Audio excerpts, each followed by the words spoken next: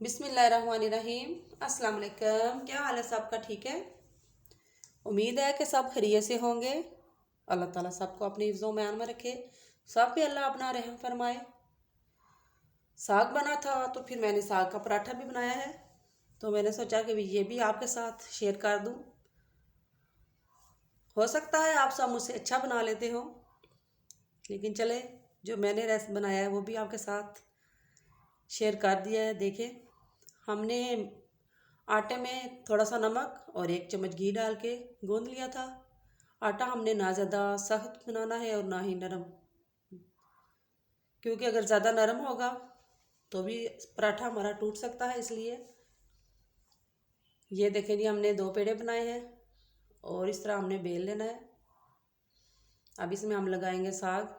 साग हमारा अच्छी तरह मैश होना चाहिए, क्योंकि अगर मैश सही तरह से नहीं होगा तो वो पराठे में अच्छी तरह से नहीं लगेगा। ये देखें,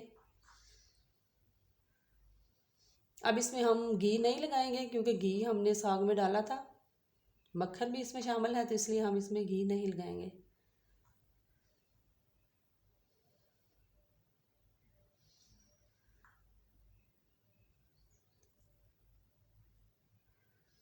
अब इसको हमने ऊपर से बेलने से बेलना नहीं है,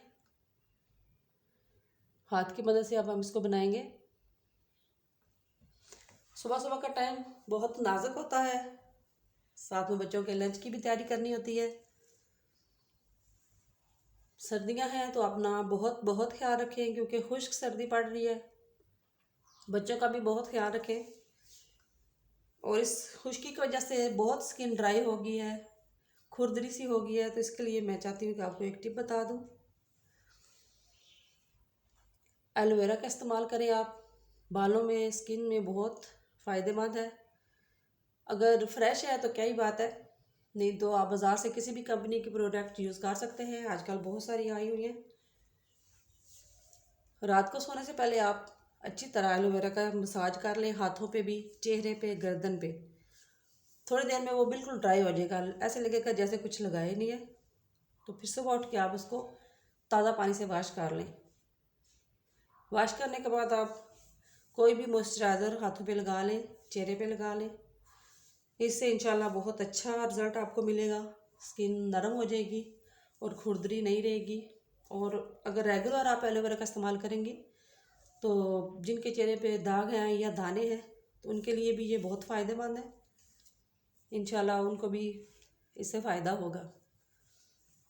ले जी, पराठा हमारा तकरीबन तैयार हो गया है। हल्की आंच पे हमने बनाना है पराठे को भी, क्योंकि हल्की आंच पे जितना वो क्रिस्पी होगा उतना मज़े का होगा।